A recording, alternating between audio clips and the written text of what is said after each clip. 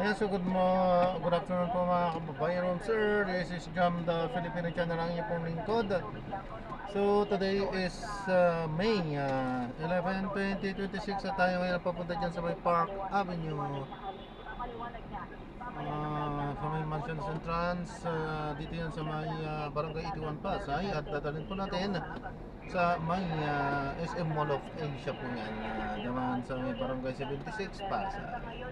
Babalik po tayo mamaya natin po. Nakuha na po natin sila. Disclaimer lamang po, ang content po natin ay kalsada at hindi ang passenger. Kaya naman sa kami at po na may marinig kayo mga pangalan ng lugar, pangalan ng tao, pangalan ng organizations, government o private man yan, ay wala pong kinalaman ng channel na ito. Hata wala pong pinapatukulan. Lahat po na pinag-uusapan dito ay pawang dito lamang po yan sa loob at wala pong pinapatukulan sa labas. Babalik po tayo mamaya natin. Babalik po natin. By the way, Tony Pam, ang boto ay to convict or not to convict. Continue straight to the first traffic light, then in 200 meters to the turn right.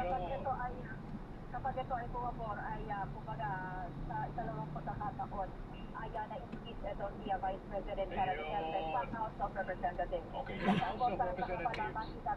Ito sa Senado at sa Senado ang tatanggap ito at sa Senate Impeachment Court para doon sa pag-release. Okay, 106 ang magic number. So, wala tayong idea talaga nung naabot na yun. Sa ngayon, hindi pa...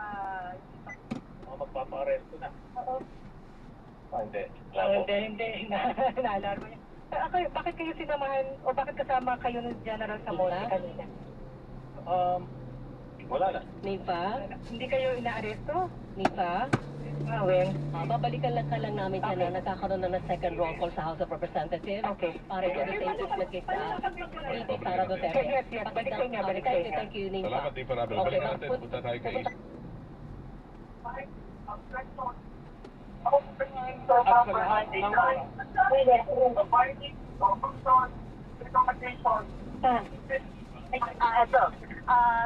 Na nating malaman kung Ay 256-256 ang botong pabor sa impeachment.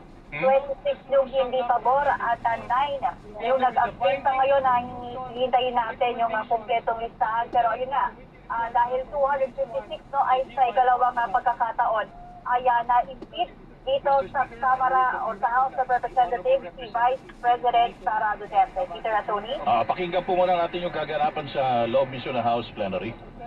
Abante, 6th District Manila is hereby recognized.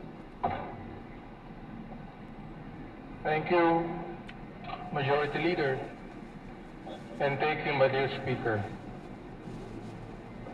Psalms 11:3 says, "If the foundations be destroyed, what can the righteous do?" Today, the whole of Congress has spoken. This was the statement of one of the most powerful. At dating House Speaker Martin Romualdez. ulitin lang natin yung boto. Ulitin lang natin ang boto. 255 pabor, yes. Ilan ang no? Yes. Ang tumutol o no, 26. 26. May nag-abstain? Yes. At siyam yung nag-abstain. Siyam ang nag-abstain. So, medyo overwhelming yung pabor na boto para impeach ang Vice Presidente. Oo, malaki kasi 106 lang yung kailangan. Pero 255 yung nakalap na numero. So, yung isa, magpa-plus report lang kami. Sumeradyo! DZWD!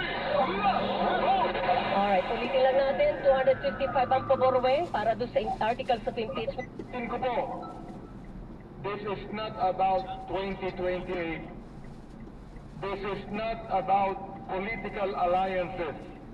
Dito sa Kamara, pero naging mabilis yung proseso. Ilan lamang din yung nag-interpellate kanina kaya House Committee on Justice Heart. And so do many of my colleagues in this chamber. Our vote today is not a declaration of guilt. It is a declaration that when serious allegations are raised against one of the highest officials of the land. Congress cannot look away. Congress cannot remain silent. Congress must act according to the Constitution and according to conscience. Ang impeachment ay hindi dapat gawing laro ng politika. This is a constitutional process with consequences not just for today, but for generations to come. The Filipino people deserve a trial that is fair, impartial, and rooted in the rule of law. And now, as the responsibility shifts to the Senate, which will sit as an impeachment court, I ask our countrymen to pray for our senator judges. Pray not for one side or another to win politically, but for truth to prevail. Pray that our senator judges be guided by wisdom, fairness, and integrity. Let us pray that they be swayed by their conscience and guided by the evidence before them, rather than by political pressure from various camps. As it is written in James 5:16, and I quote, "Confess your faults one to another, and pray for one another, that ye may be healed. The effectual fervent prayer of a righteous man availeth much." End of quote.